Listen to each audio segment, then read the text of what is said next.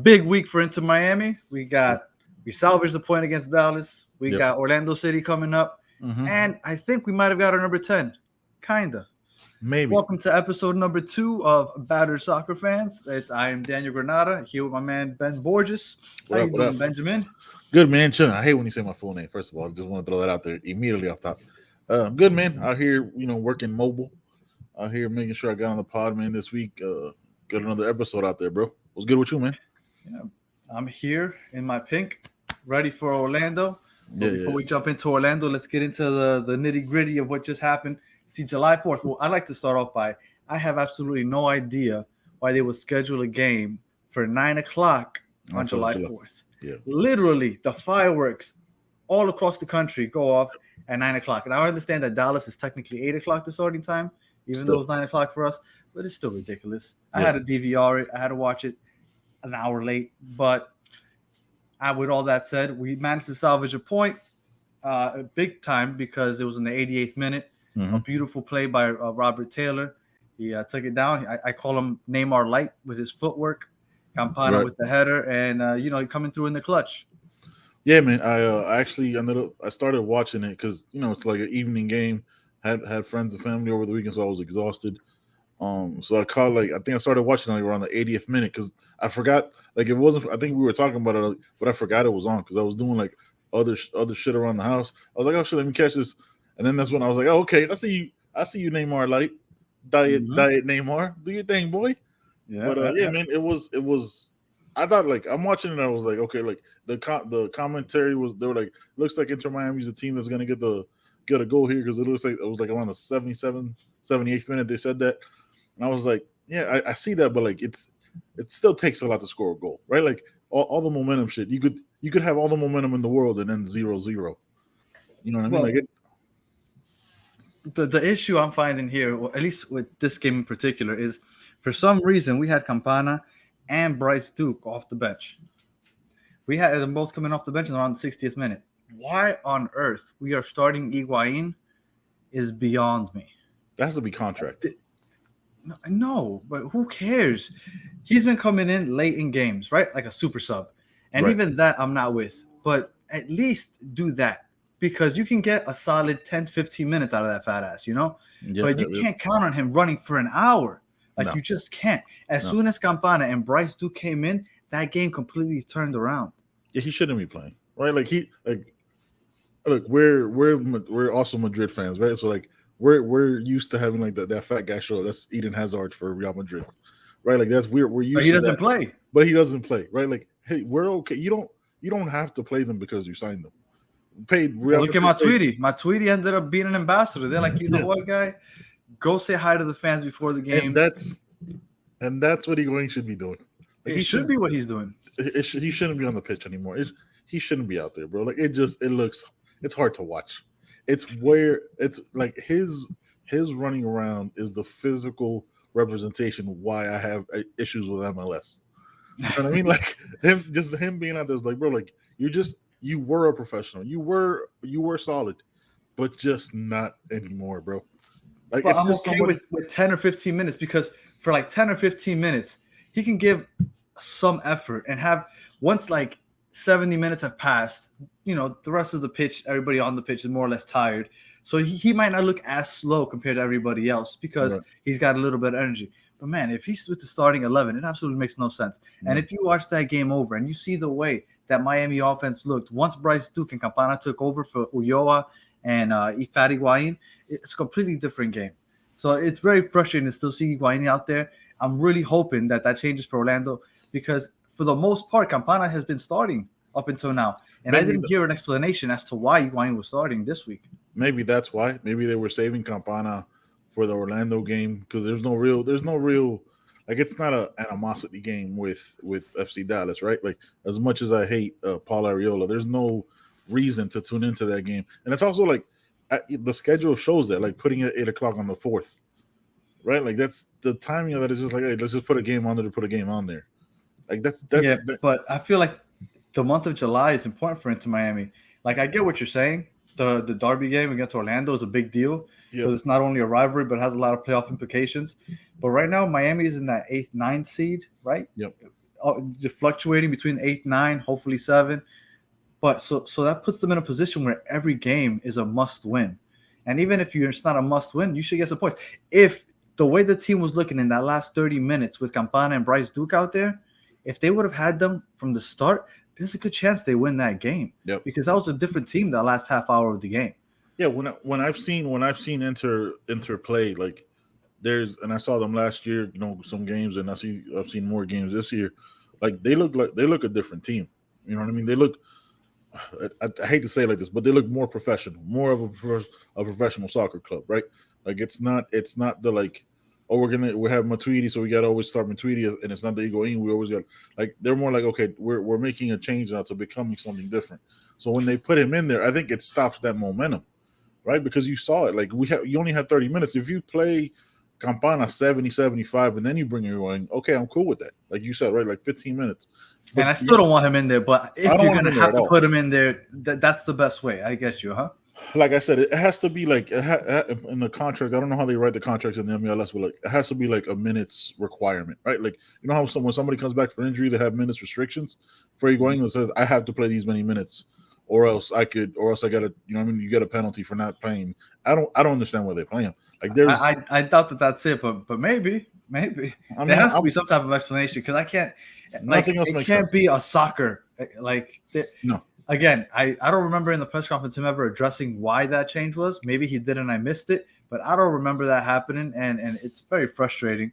And man, you know what I did see? I saw Higuain after the Minnesota game when Vasilev scored those last 2 goals. Mm-hmm. Higuain got in the game late in the game, maybe like the 80th minute or so. Yeah. And he was on the screen when those 2 plays happened. He wasn't involved in anything, but he was on the screen, right? Yep. So I guess he felt like he was somehow involved. And I remember after the game, he said that he deserved more minutes. Now, if that is the reason why Phil Neville decided that he felt pressured to start him randomly, right? I mean, that's ridiculous to me. But I mean, if anything, Vasilev is the one that should have earned that starting spot, not Higuain. Yeah, but you think what happens there is like the European, like Phil Neville. I think Neville played at Man United, right? Phil Neville coming from that European pressure side, like when they hear an unhappy quote unquote player or star, you know what I mean? Like, oh, we got to give him minutes to keep the locker room happy. You know what I mean? Like, I think that's the thing that happens there. I don't think here there's no public outcry for Higuain, right? Like nobody goes, man, I need more Higuain. Nobody's ever said that. Nobody said that when he had hair. Nobody's saying that now. You know Let me tell you something.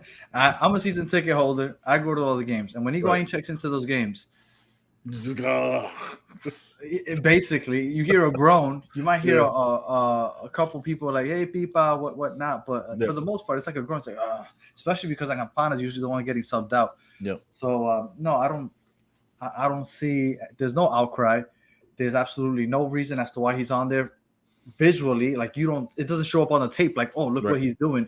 So to me, I mean, it makes no sense. Hopefully they change that for Orlando because that's a big game coming up. Definitely some playoff implications for sure, because we are in the 9th seed right now, but we have a game in hand with everybody above us.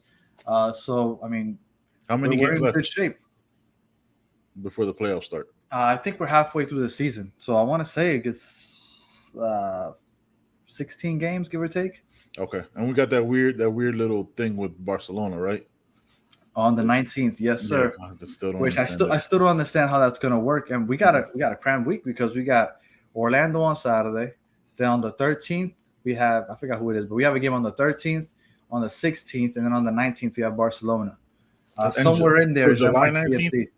Mm-hmm. July 19th. If I was thinking it was September 19th, and because I know there's an international break, right? Because so I was thinking it was later on in the season, but they're already playing in Europe. So that's just that's the preseason. Now, hold on.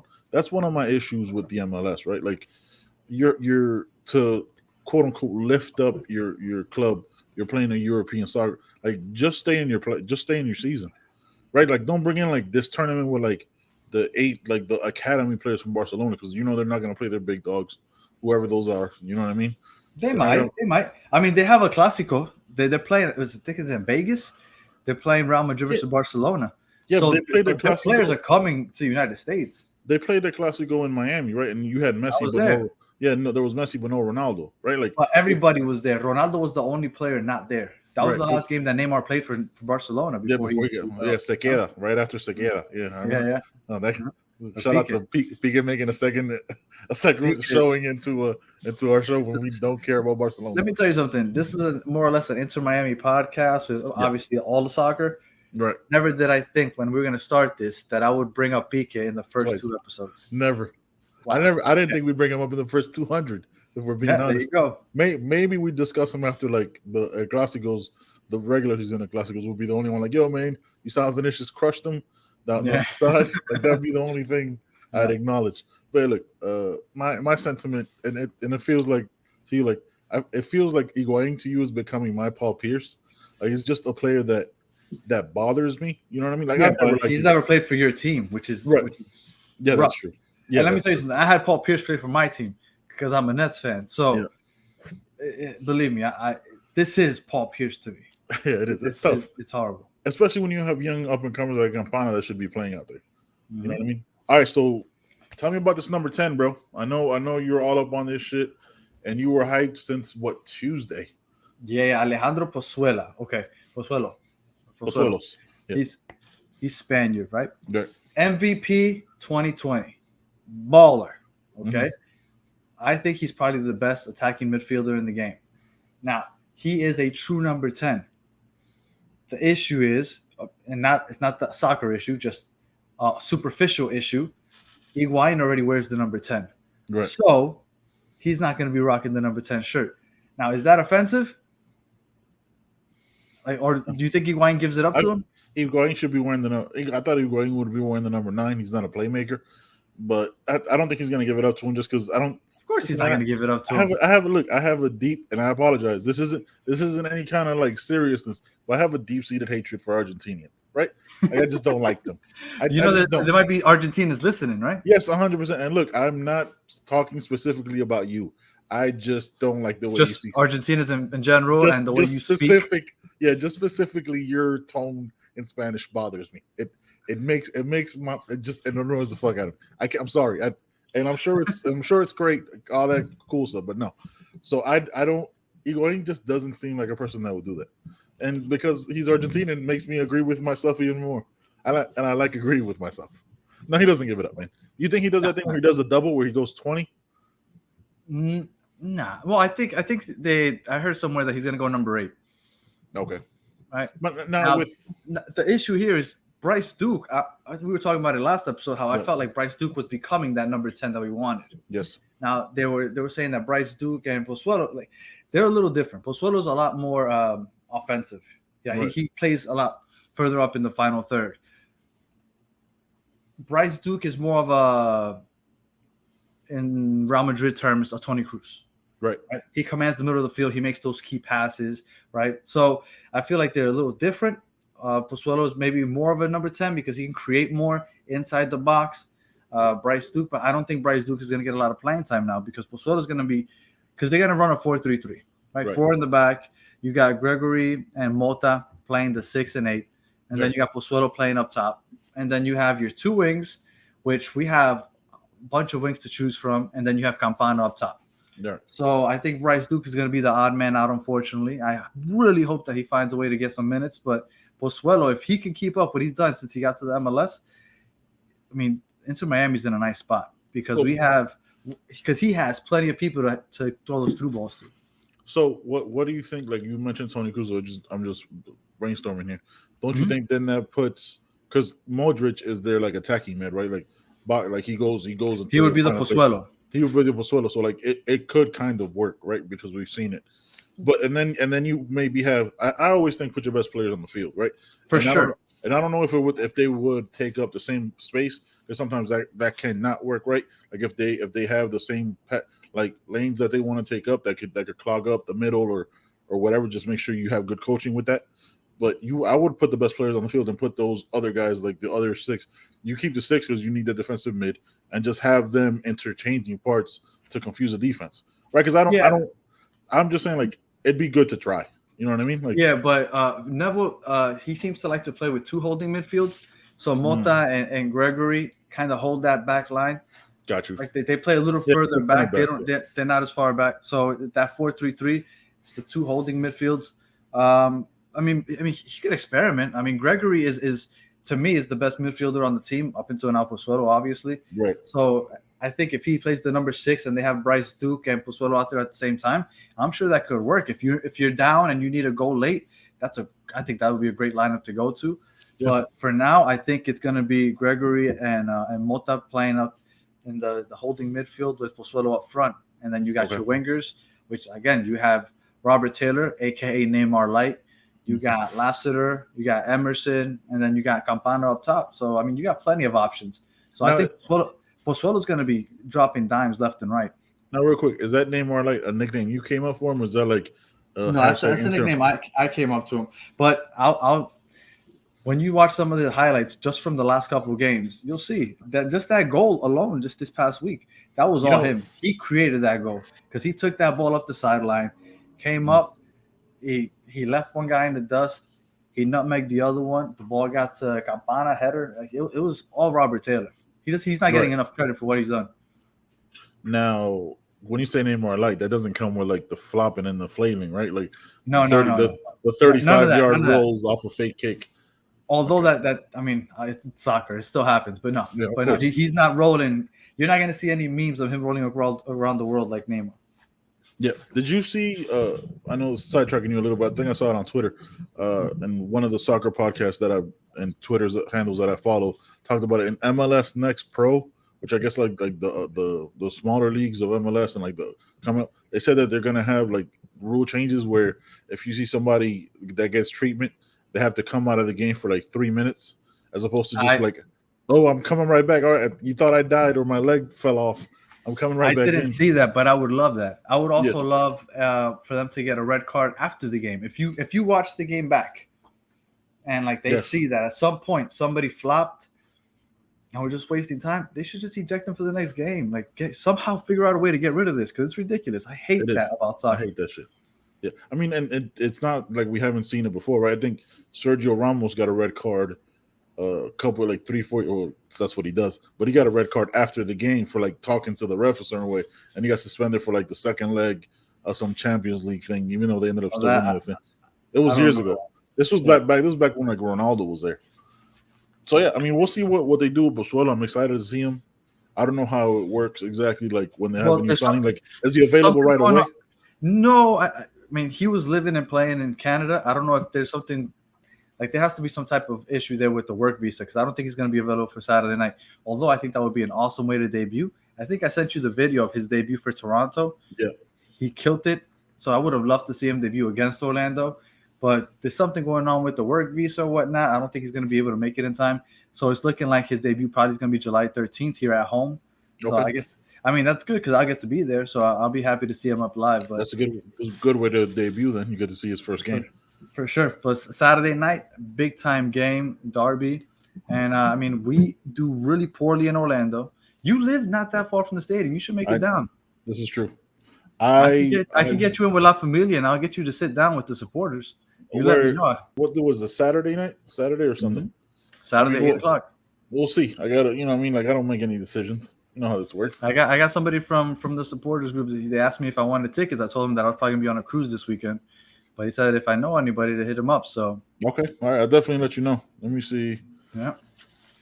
All right. Well, Inter Miami, big week, but I turned it over to Mr. Benny Buckets, so you could tell me because I know you're all up on the U.S. Yep. U.S. U-20 won the CONCACAF Championship easily. Okay. All right, look. Don't forget to bring up. Let's bring it together. Yeah. We got Noah Allen. Mm-hmm. Noah Allen.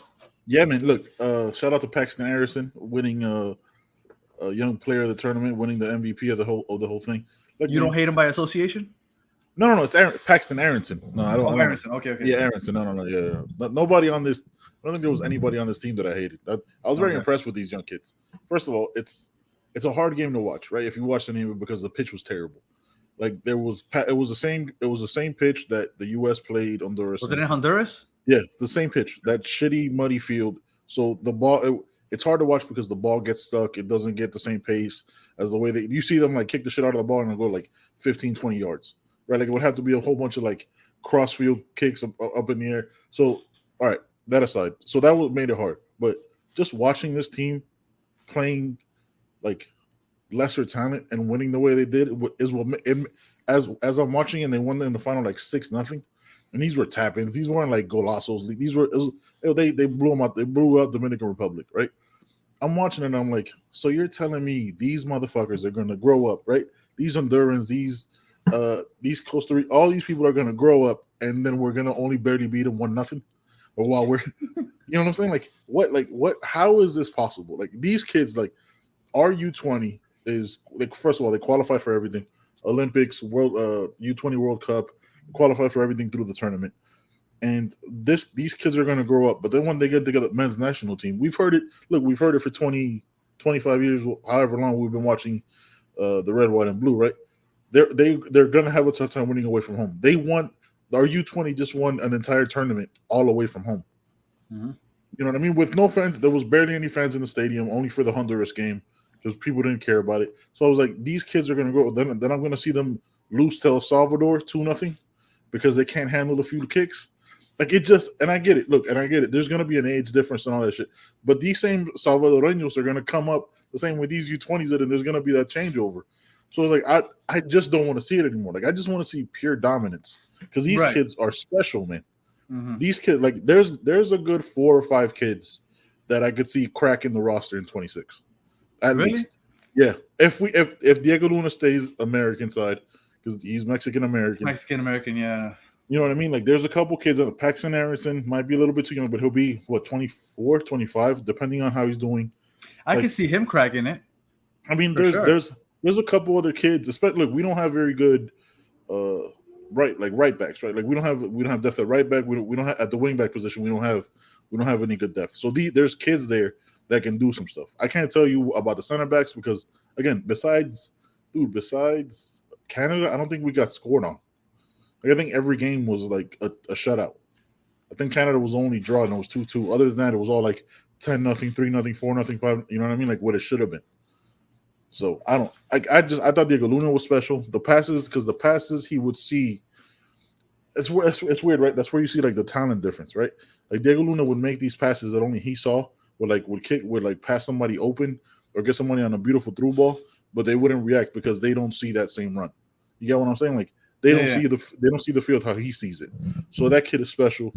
Again, Paxton didn't Paxton get the golden boot? Yeah, he had like 100,000 goals or some crazy shit. I think he had like 9. Well, he beat. How many of those were tap-ins? I mean, there was a couple in there that were beautiful. Like there was a couple in there that he got nice, but for the most part, it was just beautiful through pass. It was beautiful gameplay. It was a beautiful team game because they made those through passes. And it was impressive to watch. Man, I'm like, yo, why am I not seeing this with the senior team? You know what I mean? Like these kids don't have any time together. They had, I think, a week or 10 days before the tournament kicked off. You know what I mean? And then they won this whole thing. So it's not a continuity thing. These kids didn't know who was going to be on the roster otherwise. So they were impressive, man. Like you want to get into detail about it, but like anybody who does a breakdown, and I'm sure other podcasts do it. Like for me, I can't do a legit breakdown because the field was so bad, right? Like you can't, so you don't really know if it was like, if we were clearly the superior club, right? Because every team would score that much if they wanted to, if they could. But there was a struggle. There was a struggle in like and seeing the passes, because you could literally see where like they just put in this new plot of dirt. This one's a little older. You could see the discoloration and the unevenness and the divots coming off the pitch. So that was my biggest issue. That was my biggest takeaway besides the pure dominance of the U.S. But Noah Allen did his thing. They qualified for the Olympics for 2024. Yeah, they qualified for the Olympics for 24 for the first time in a long time. Because I don't think they've been in like the last 3 Olympics. What got me when I saw that they were playing against DR in the final, I was like, man, if DR is making it to the final, can I really take this tournament that serious? Because I mean, no disrespect. I know DR has taken a step up as far as soccer goes. I mean, they even got this kid playing for Real Madrid. I forgot his name. What's the kid's name? They have Rodrigo, a kid. Rodrigo's Brazilian. I think. No. There's somebody that's Dominican. I forgot his name. Okay. I'll check it later. But so I mean, Dominican Republic is taking a step up in soccer, but to be Right. in the final for CONCACAF, it's like, man, I don't know. That's what I'm saying, bro. Like That's again, rough. that's the thing though, right? Like if Mhm. a team like DR can come up out of nowhere, then honestly, I'm gonna be honest, I didn't even had a soccer club. Like I didn't know they had. I don't know if they have a national. Exactly. I didn't know they had one. Like I was like, holy shit! I didn't know. I didn't hear about them in the tournament till they made it. I was like, what the fuck? DR's in this shit? Okay. There you go. Mariano is Dominican. Mariano Diaz. Wow. Okay. But do you? I mean, yeah, he doesn't see the pitch much, but still, to make it to Real Madrid, I don't care what you say. Yeah, you're right. You're right. You're From right. Dominican Republic, like I didn't even know that they played soccer at one point, and then I remember when I saw to make it to Real Madrid, the biggest club in the world. You know what's crazy? He probably plays some Copa del Rey games and something like that. You know, he subs out, especially now that Jovic got put out on loan to some club in France. He's going to see the pitch more. But you know what's crazy about that? He has two or three Champions League trophies because he was with the club. Yeah. You know what I mean? Like that's exactly. You're right. It's true. Like you get those one players. Those one players can make it. Real Madrid is. Dominican Republic, okay. So like I don't want to disrespect. Like I get it. You made it to the final, you earned that. But at the same time, like, man, like, is it that DR is really that talented as far as youth go? Or is it like these countries just depleted of talent everywhere? Because I would expect somebody else, like Mexico, Jamaica. I think DR beat Canada. Mexico. I think DR beat Mexico on the way. Yeah, because US didn't play them. So DR beat them on the way in. Like I think what happens, and this is something that other soccer podcasts have covered. Like I think what happens is like there's been such a focus on the men's national team that they don't develop the youth. And look, the U.S. is capable of that too. Like I told you, they for a long time didn't even have. I don't think they have like a U15 head coach. I don't think. You know what I mean, they let these, and which is stupid because that's when you're supposed to like really like soccer is in a very long life, right? Like most of the time at like 28, 30 years, if you're lucky, your career's over. You know, if you made it that far to a high level. So it not developing these young kids. That's why it was such a surprise. Like I had heard about some of these kids, but I didn't think they were going to do anything because they never played together. That makes sense to me. That makes sense to me what you said. A lot of these countries put more emphasis on their pro team rather than their youth teams. Yeah. But the United States has the benefit of having so many resources. Right. This is a huge country with tons of resources. So we have plenty of people to focus in on the U15s, the U20s, and the pros men's national teams. I think we are set, and I'll say it every fucking episode if I have to. We are set up to be a powerhouse in the future. Right now, no. In this November in the World Cup, maybe not. But I'm telling you, we're gonna be a powerhouse eventually. I'll agree with you in the sense that the U.S. has the money and the resources, right? Mm-hmm. But where we differ on it is that I don't think U.S. soccer, like the federation, is capable. All right, like because I think they've, like, and I'll go back to Greg Berhalter and all that stuff aside. Like the process of that hiring bothered me, right? Like the like to me, and that would have been if that was my Miami Heat squad, or I've seen a bunch of bad hirings with the Hurricanes, so I know what bad hirings look like, right? Even if they qualified, right? The process of it bothered me. Like when I'll give you a quick example. Mark Rick resigned and retired because he didn't want to fire his son, right? And we hired Manny Diaz within like 6 hours. Right? Had to pay like that's a bad hire. Like to me, and the opposite of that was the 14 months that happened with Greg Berhalter. And I know I'm not gonna get into right now, but you were hyped about Manny Diaz, so don't give me no. No, I was, but we're looking again. Hindsight being what it is, was like, wait, we took because I didn't realize we had just taken 6 hours, right? And then remember that quickly died when that season we lost to FIU. Like it wasn't a very long hype, right? Like that wasn't Golden a very Panthers. That wasn't a very long hype. But that in the complete opposite spectrum, it took 14 months to hire Greg Berhalter when we knew it was going to be Greg Berhalter 14 months earlier, right? When we could have been instilling and bringing in these kids to bring them into the youth and capping them and all this stuff. Like I've been telling y'all about was it the kid from that plays in Germany, the left back that could play both sides that I can't remember now. He had a terrible game against Morocco, against not Morocco, in the Uruguay game. He got roasted. He got roasted in that game, but obviously it ended up being a draw. But I can't remember his name now, right? Mm-hmm. But I was like, yo, this kid's good, but he's young. He's only like 19. But you bring him in against your hardest competition, never letting him play any other minute, right? Which you should have brought him in years earlier. You know what I mean? Get him integrated into the system, understanding what it is, and not putting him out like that's just putting him out there. You're playing. That's the only World Cup roster that you're playing this whole time. Like I think you might have won a couple in September, but you're not. This is the best team you're playing, and you put him out there on an island to be like, oh no, press up, but do the same thing Anthony Robinson does, but not being as fast as Anthony Robinson to recover. You know what I mean? Like it's just a lot of things bothered me with that. So the development of it is possible, but I just don't have my full trust in U.S. soccer to develop like the actual federation, not the players. Scally? Yeah, Joe Scally. Right? If you remember in that game, he got torched. Yeah. It's like, yo, he's not ready. Mind you, this kid's 19, right? Playing first division in Germany and balling out with I think is that whatever that black and white squad is with like the white B, whatever.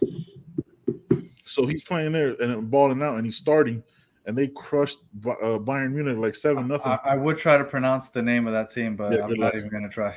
Yeah, good luck. Mönchengladbach. Yeah, Borussia Mönchengladbach. Yeah. Yep. So you have that, and it's just issues with that bothered me, right? But I don't know. So we'll see. Every kid on this U20 might never make it because we never let anybody go, and we bring back Michael Bradley type shit. You know what I mean? Look, we're not going to bring back Michael Bradley. I know. Yunus Musa. Okay. Hey, real quick. Yunus Musa, my boy. Luca De La Torre, my dog. I told you about Luca 2 years ago. I was like, yo, man, this kid is serious. Watch the highlights. I was like, he makes good passes. I'm looking at it now. He's going to the first league in Spain. So going to Celta Vigo.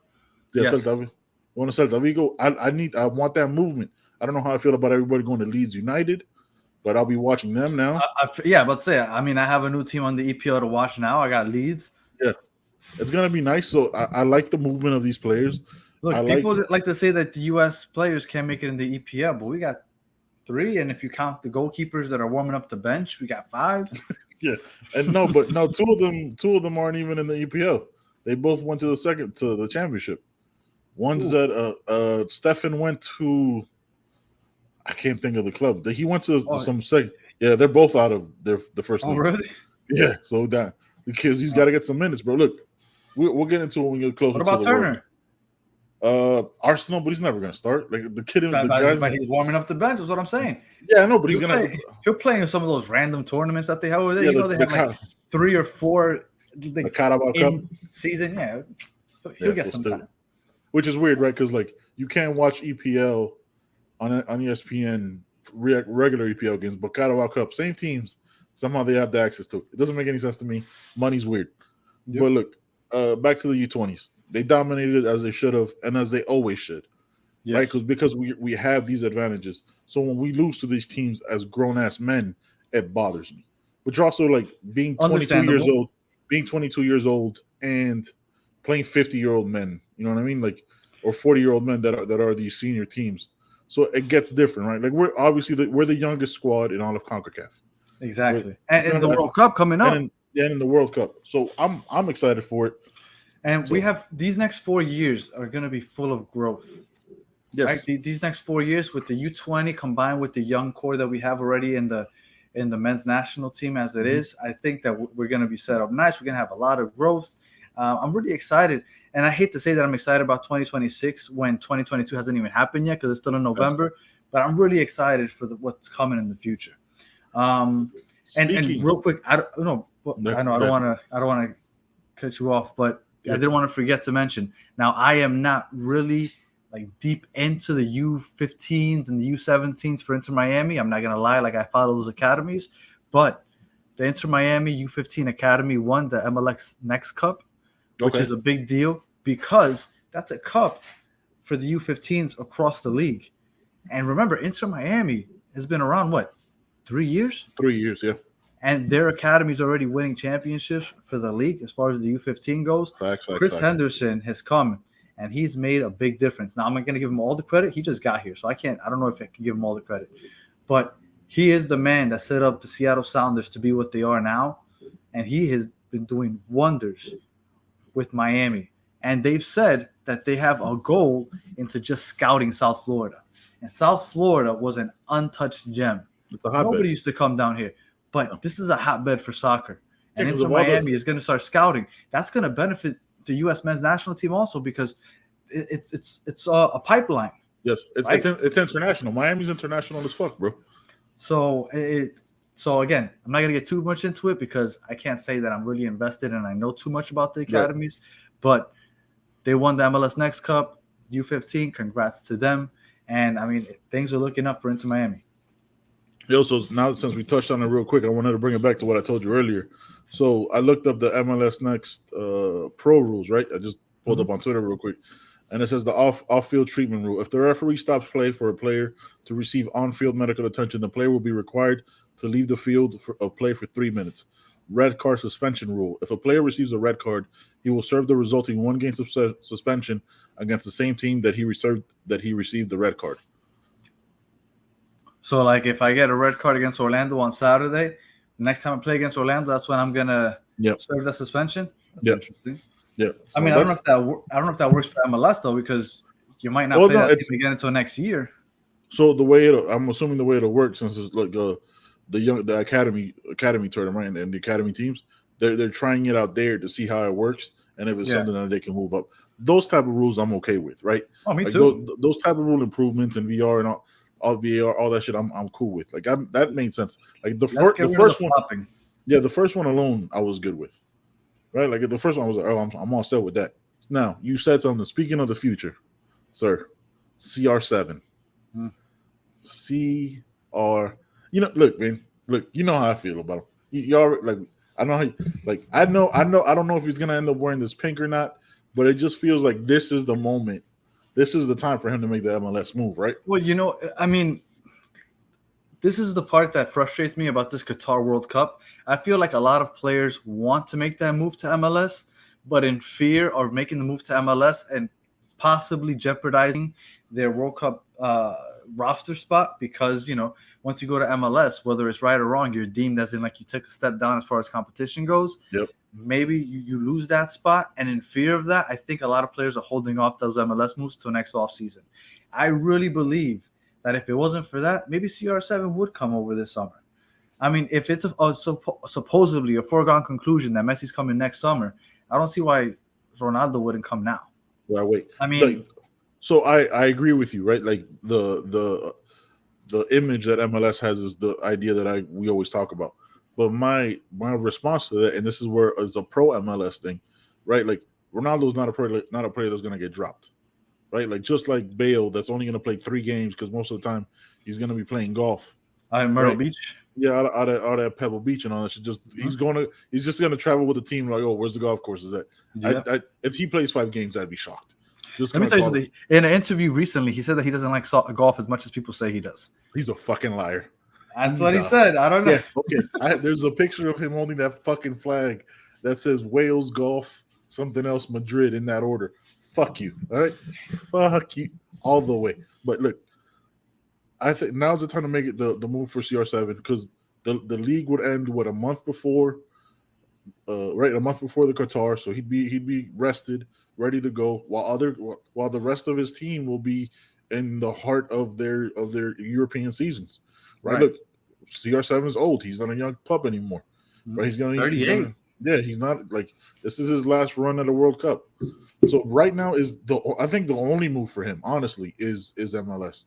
I don't know where that is, because I don't think Miami has Miami can't, right? So it's a weird.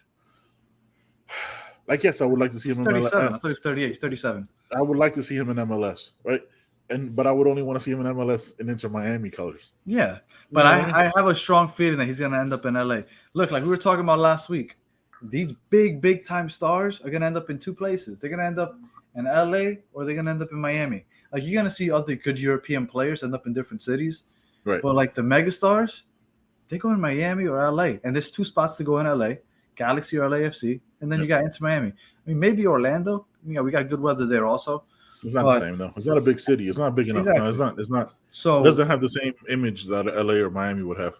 But I definitely see Ronaldo coming over. He said that he wants to come over. Now I don't know what he's waiting for, because I mean, do you really want him at the age of 39? Like, I mean, I guess the names, the name still, kind of makes me want him, but like, I don't know. Now's the time, though, bro. Now's the time. Yeah. It has to be now. I don't know when. That's like the only thing that I have to say about Ronaldo. Like, it has to be now. You got to. But supposedly he wants to end up in a Champions League. He wants another opportunity at a Champions League. That's what he said. That's like where the fuck is that gonna happen? PSG. You know what PSG? You know what PSG is gonna do? Fail. Like that's the only thing. They're gonna flop out somehow. Yeah. They'll figure a way to lose a different way, right? Mm-hmm. Like, I've seen catastrophic failures by them year after year. Doesn't matter the club. So I don't know where. What are the chances that he ends up in Bayern Munich? I mean, if they sell Lewandowski they finally get that sale to Barca or Chelsea. Really? Chelsea. Yeah, Chelsea's out there. Remember, they put Lukaku on transfer. I know Chelsea just picked up Raheem Sterling. It's just can I real quick? But that's basically opening the door for Pulisic, right? Like he has to go. If there was any doubt that he was gonna stay or go, I think with the signing of Sterling, Pulisic's out the door.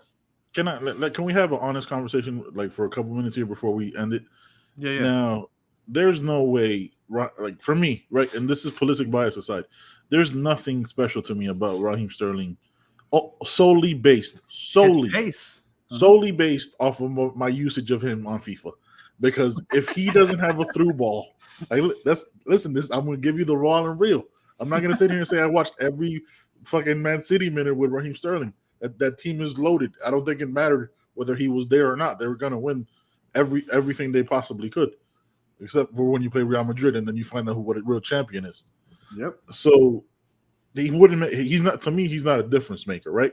Like he's a solid player in his pace, but like, to me in FIFA he loses the ball too quick. So if he loses the ball too quick in FIFA when I'm playing 60 rated players, you know what I mean? There's no way he could be a consistent player and be dependent on when.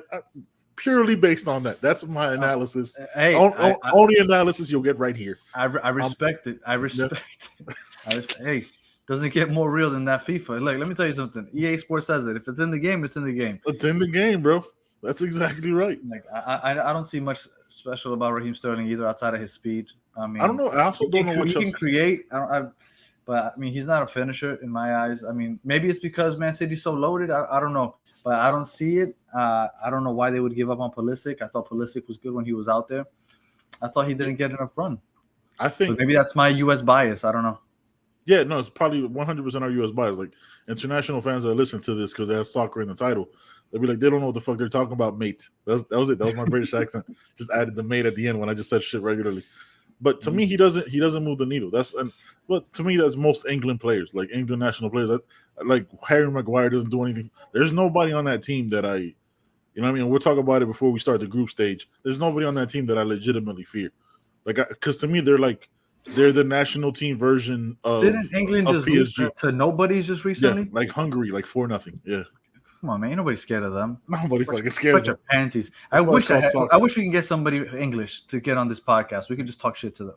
You know what's fucked up? 40 minutes straight. You know what's fucked up about that? They'll start talking English like British as fuck and be like, yeah, you know what? You might be right, bro. Because just like the accent alone, like, you know what? You probably proved a better point because I didn't understand everything. I can't keep up. Yeah. Exactly. All right. Yeah. Fucking all I got is Ted Lasso quotes. But yeah, man. Ted Lasso, man. I can't believe it's the last season. I thought they should have stretched that out just a little bit more. Thought they'd give me another season with the fake what's the coach that they emulated the kid over? I forgot his name. But he coached Real Madrid. They could have given us two, but you know what? Sometimes we gotta end on a high note, especially if Jason Sudeikis' life is kind of falling apart with his ex-wife like marrying Harry Styles. Really? Olivia Wilde. Yeah. Remember he like put the papers, like the child custody papers on her, like when she was about to give a speech, like a women's empowerment thing or some shit. Like she's moving to England. Yes, Harry Styles is doing his thing, bro. Shout out to him. I don't know who Harry Styles is. Guy from he was in a boy band. I don't know. NSYNC? Nah, bro, I don't know, man. I just know the guy because he was in one of my. You sound like you know what you're talking about. He was in a movie where he had no lines, but the movie was really good from Christopher Nolan that I also can't remember. So you know what? This is just a whole lot of I can't remember. All right. Well, on that note, Inter Miami, Orlando, Saturday night. I really hope you can make it out to the game, Benjamin, because he hasn't gone to any games yet. I will try. All right. And with that said, hopefully we catch next week and we're talking about a W because beating Orlando is always so sweet. Yes, sir. Thank you guys for listening, and we'll catch you guys next week on episode number 3. Peace. All right, guys. Peace.